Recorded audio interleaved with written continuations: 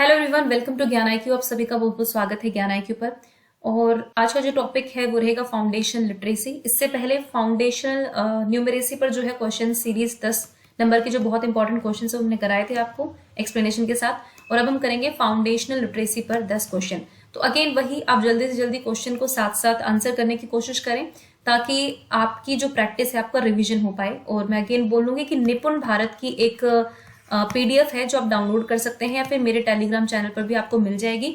उसको आप जरूर पढ़ें। आई होप कि सबने पढ़ लिया होगा क्योंकि वो बहुत सर्कुलेट हुई है, क्योंकि FLN के लिए सबसे अच्छा मटेरियल वहीं से मिलेगा आपको। ठीक है, तो उसी के बेस पर ये क्वेश्चन है। आई होप कि इनको आप और अच्छे से बेहतर तरीके से कर पाएंगे। तो चलिए स्टार्ट करते हैं। सो फर्स्ट क्वेश्चन है, Mathura pilot project was initiated by. देखो, अगर मैंने क्वेश्चन डाला है तो डेफिनेटली ये आपका FLN मिशन से ही रिलेटेड है। तो यानी कि मथुरा पायलट प्रोजेक्ट जो है वो किसने इनिशिएट किया था ये आपको बताना है। NCERT, ministry of education, SCERT या KVS ने, इनमें से एक चीज बतानी है।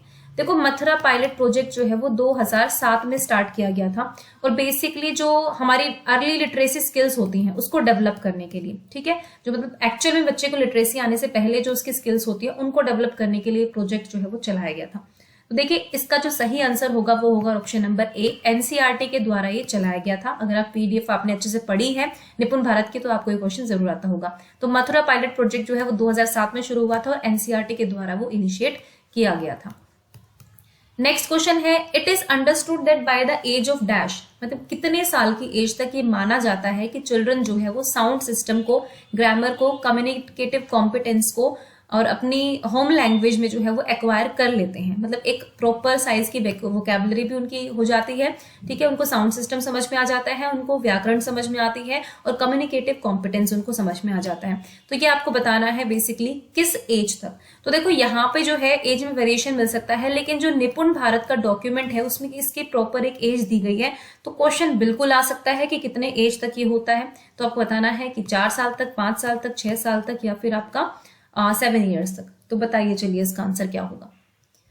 सो जो इसका करेक्ट ऑप्शन होगा वो होगा option number B, by the age of 5। Okay, this is the correct option.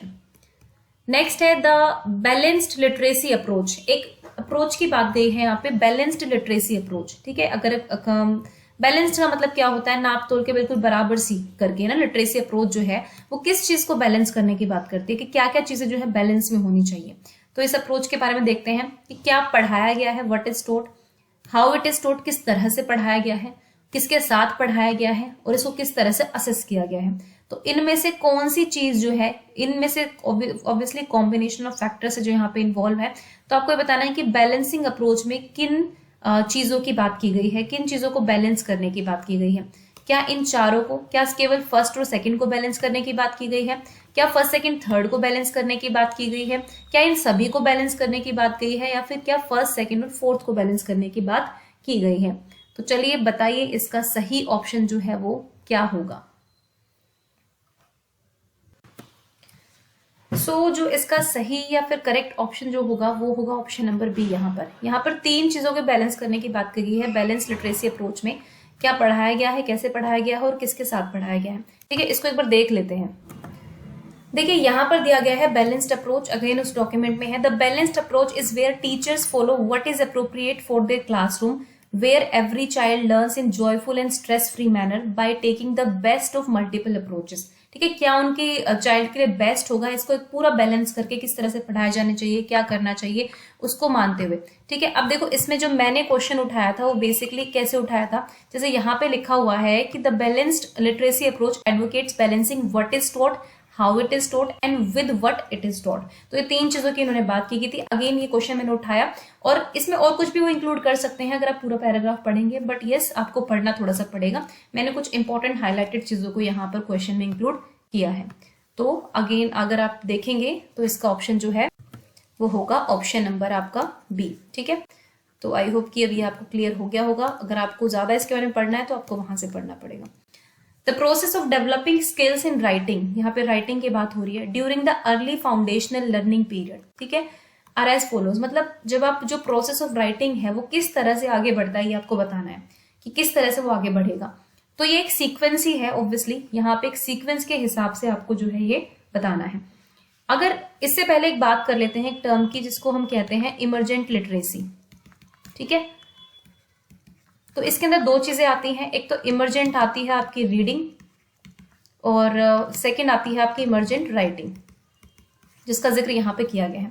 देखो कहने का मतलब ये क्या है कि एक्चुअल लिटरेसी आपको आने से पहले, एक्चुअल में रीडिंग और राइटिंग जब एक्चुअल में बच्चों को आता है उससे पहले ही बच्चा जो है वो कैपेबल होता है इमरजेंट लिटरेसी के लिए। मतलब बेसिकली उसको वो पिक्चर रीडिंग कर सकता है ना, वो कोशिश कर सकता है बोलने के लिए, बाबा मामा इस तरह की बैबलिंग भी करता है वो।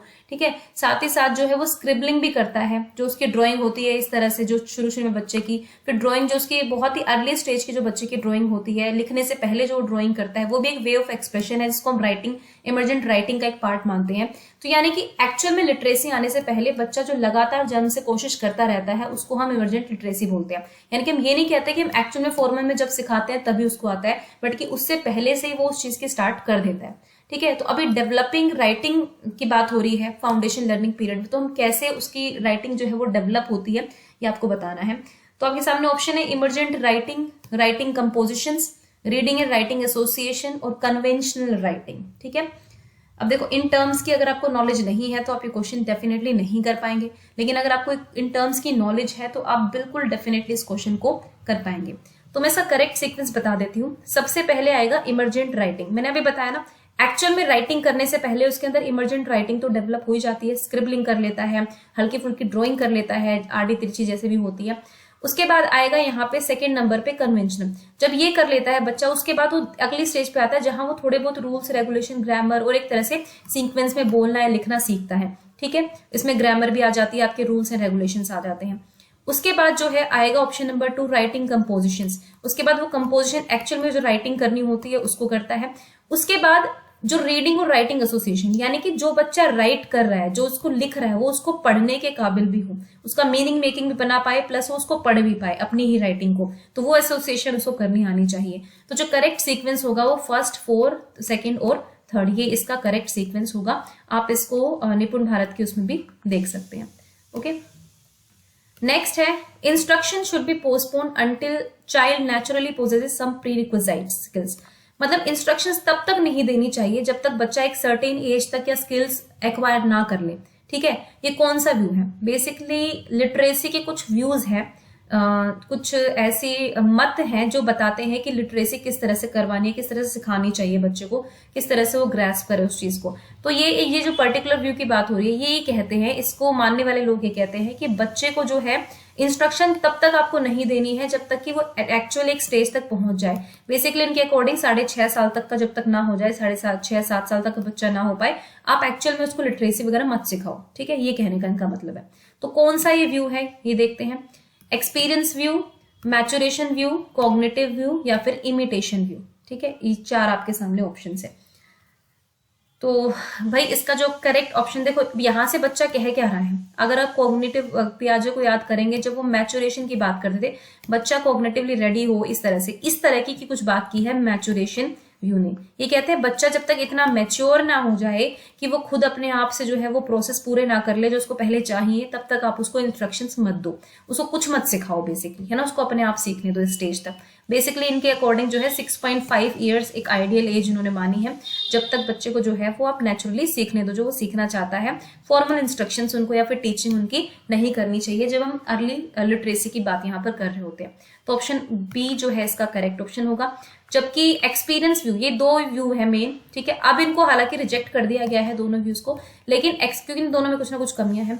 एक्सपीरियंस व्यू वाले ये मानते हैं कि आपको एक पर्टिकुलर एज का वेट करने की जरूरत नहीं है। आपको जब लगता है कि हम इंस्ट्रक्शंस दे सकते हैं, बच्चा इतना समझ सकता है, तब से आप सिखा सकते हैं। तो दोनों एक दूसरे के ऑपोजिट आप कह सकते हैं।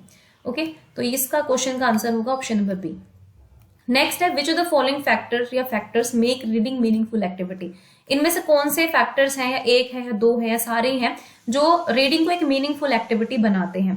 पहला है प्रिडिक्शन, कॉम्प्रीहेंशन, सेल्फ करेक्शन। ठीक है, अब आपको इनमें से बताना है क्या रीडिंग को मीनिंगफुल बनाते हैं। अब देखो एक चीज मैं आपको बहुत ही अच्छे तरीके से क्लियर कर दूं कि इन क्वेश्चंस को जितना को मैंने आपको बताया है ये गलत होने के चांसेस नहीं है। जो ऑप्शन मैं बता रही हूँ बिल्कुल पीडीएफ से एज इट इज उठाकर मैंने क्वेश्चंस बनाए हैं। तो इसमें कुछ भी ऐसा नहीं है जो मैंने अपनी तरफ से डाला है, ये सब पहले से जो बुक में लिखा हुआ है उस पीडीएफ में वही है ना।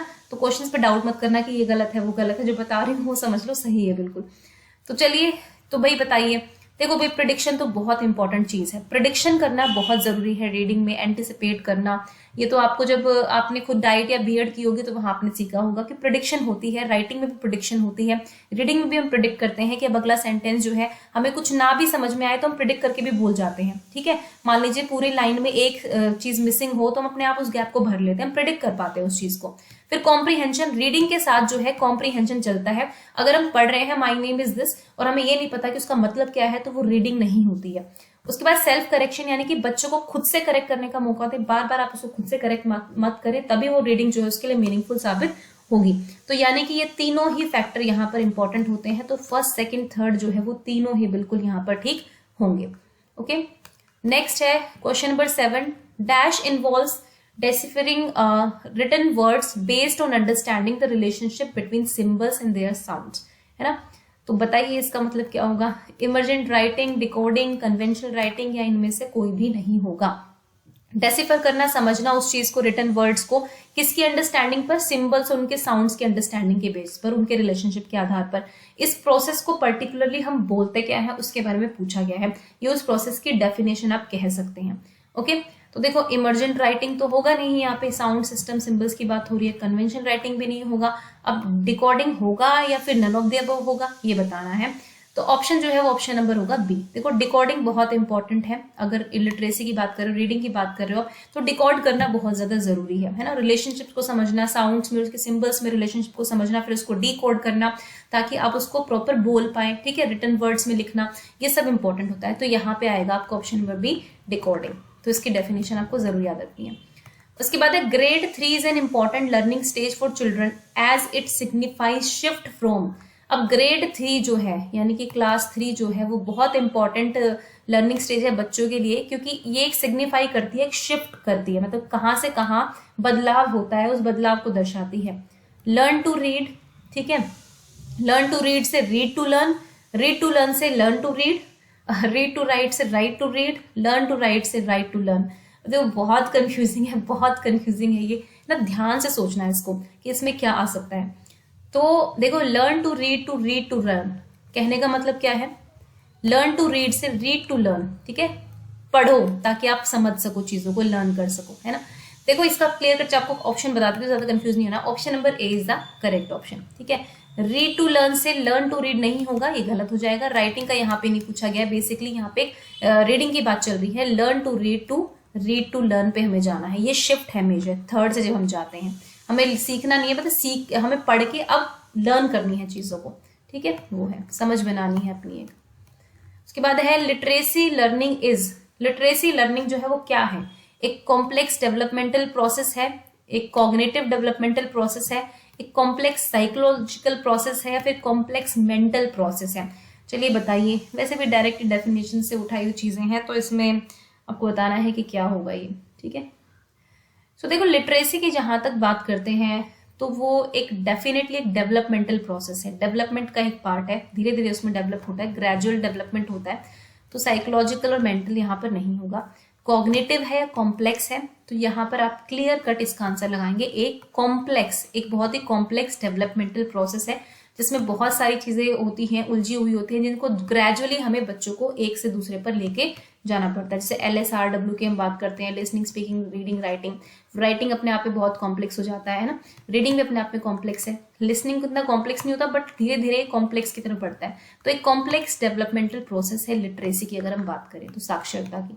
ओके, पढ़ना और लिखना इसमें basically. A child's language is not just a medium of learning but also an expression of thoughts.